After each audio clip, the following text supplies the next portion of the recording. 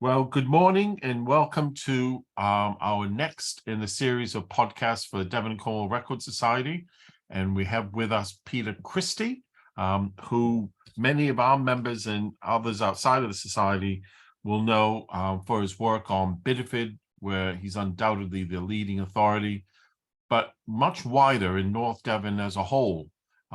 So many books on North Devon, so much research tied in with that. You may also have known Peter from his work in local government. He's been the mayor of Bideford. I think this is his fourth term, but the youngest Green Party mayor anywhere in England. And he is currently chairman of North Devon Athenaeum. So good morning, Peter. Good morning, Todd. Now, can I ask you, first of all, tell me a little bit about your new book. Well, it's called Bideford and the Second World War. There it is. 190 pages, A4 size, and printed in colour by Short Run Press in Exeter.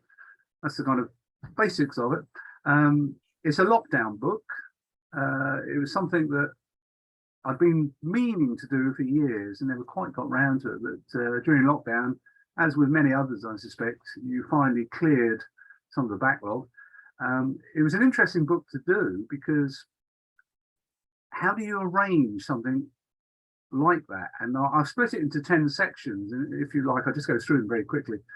Firstly, the prelude to war, which you may think is very quiet in North Devon, but we actually had Haile Selassie, the Emperor of Ethiopia, came to North Devon and stayed here for a while.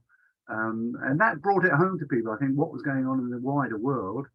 Then there's the outbreak of war in Bideford. What actually happened on the day war was announced? That's fascinating. You then get war comes to Bideford. What were we doing to prepare for it? Then the evacuees, which is one of the main elements of Bideford's history of the war. You've got the Home Guard, you've got the Home Front, you've got waste and recycling, which was extremely important back then. You've got the military. And the military, it wasn't just British military, we also had a lot of Americans here in Bideford. We also had a lot of German prisoners of war and Italians, some of whom stayed actually. And we also had a lot of displaced people after the war, including quite a large section of Ukrainians. Yeah, history repeats itself. Then I covered BE and BJ days, and then the post-war. As I say, it came about as a lockdown project, but I had been publishing photographs from the Second World War in another series of books I do called Illustrations of Old Bideford, which had reached 13 volumes. Yeah, it's quite a lot. Wow. And about 200 photographs in each volume. And for a provincial town, I was very impressed with that. But of course, photographs don't tell you the story. So I wanted to write the story to go with it and include a lot more illustrations because there are about 400 plus illustrations in the book. So that's really what the book's about. And what kind of sources did you use? I mean, during lockdown, you couldn't necessarily go into the record office for a little while, but what were you able to use? Well, firstly, I'd already accumulated quite a lot of material. But also, because I was the chairman of the Athenaeum, I could sneak in. And also we have the Bideford and District Community Archive, which is based here, which I also had a key to. So I was able to go in on my own, of course. But one of the big problems you experience if you try and do a book on the Second World War in provincial Britain is censorship. So much was heavily censored. And after the war, nobody thought to write it up. So it's very difficult to find out some material, actually. But the main source I used were the newspapers. We have two local ones. We had a Bideford Gazette, and we had the North Devon Journal. And they were invaluable because although they were heavily censored, they had a lot of material on what I would call local morale boosting news. About fundraising, about waste collection, all that sort of stuff that was going on in the home front, and a lot of material about evacuees as well. Obviously, you have to read through it in some detail, and sometimes you can actually pick out material that is there but was censored, but you can read between the lines if you know what you're looking for. There's also quite a lot of news about local men and women in the forces. You get photographs, you get death notices and so on. So you can actually piece together quite a lot from the newspapers. So that was the main source. But the second source, council minutes. Now you may think council minutes are, well, by their very nature, are fairly boring, but actually they are very interesting because it was written by officials and they were kept under lock and key. They sometimes give you more detail than you might expect in the newspapers. They certainly give a lot of detail about evacuees. And it isn't just the council minutes. You also get something that surprised me. I don't know how often it's survived elsewhere, but we have the invasion book. And apparently every council is meant to draw up one of these, ready for the invasion. Harks back to sort of Napoleonic period when they had the same thing. But the one for Bideford survives. And it really is full of fascinating material about what they were going to do, how they're going to supply mortuaries and even portable toilets. And it's that sort of level of detail. You also get whole sections of local government records on the evacuees. Very few names, because in the chaos of war, they didn't record them, but you get a lot of material about the numbers arriving and the officers deputized to meet them. You get a lot of material from the billeting officers. You also get material about people who didn't want to billet evacuees, which is slightly unexpected, but some of them were quite vehement. They didn't want them. But there's a lot of material in local government records. The third source, the Home Guard records. Now, I know in some areas, Home Guard records have disappeared. Yeah. In Bideford, we had the commanding officer. He must have been an archivist in another life, I think, because if you go to the North Devon Record Office, there's an ammunition chest, which is the records of the Bideford Home Guard. He kept every typewritten record from the first week of their inception. He's also got armbands, he's got photographs. It's an astonishing record. He did actually write a book after the war about the Bideford Home Guard. It was only published in 50 numbers, so they are very rare, but I do have a copy. And when I came to write the chapter on the Home Guard, it was almost superfluous because he'd done it all already. But of course, it's such a rare book that I could use some of the material. And so that was good. The fourth source were the personal contacts. There are still people around, of course, who lived through the war. Not that many now, but there were personal contacts. So I met people whose fathers had been in the Home Guard who had photographs they lent me. I once had a letter from Bognor Regis. I don't know anybody in Bognor Regis, asking me, was I interested in some records that this lady who had died had left. He was the executor. And I said, yeah, I'd love to, because there were lots of photographs apparently. And anyway, I said, tell me the postage and I'll pay it. He got back to me, he said, postage is £34. I thought, what on earth is coming? Anyway, it turned up, the photographs were rubbish. They were all foreign holidays, but he kept all her diaries from the war. And you get completely different slant. Gosh, that's the war. Marvelous. She was a teenage girl in Bideford, and it seems like the Home Guard marched through Bideford today. Two of them winked at me. And it's all that sort of, I went to the big shop today and got some nylons from under the counter. And it's a really interesting insight. But, that's wonderful. Yes. I also put stuff on Facebook appealing for material. The Home Guard employed a series of children, I mean, they're only 13, 14, as messengers. And they had a messenger armlet. It was made by the local WI, I think. And somebody still had one of those. Gosh. And it's that sort of material that turned up. And it's always worth going onto Facebook and putting this, because it constantly surprised me what actually came up. Ephemera. I also had one elderly gentleman. He had taken part in book salvage drives, and you've got these little card badges. If you collected, I think it was 250 books, you became a field marshal, and he kept all his badges. And I have a feeling it might even be unique, but it's all that sort of material. And the last source was surviving relics of the war. I was amazed when I found there is a surviving air raid shelter in Bideford, still here, still in use actually, for something else, obviously. But there was an air raid post still survives. Some of the dragon's teeth that were set up to impede German tanks, they still survive, incredibly.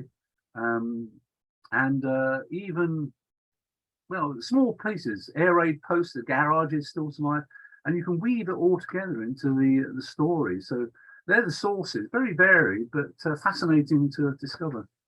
Well, my third question was going to be what surprised you, but when you were writing, but you just being presented with this material. I mean, these are exceptional records. It's very good. I mean, I think a lot of places was very poor compared to Bideford then. So did anything surprise you while you were writing it? Yes, it did actually.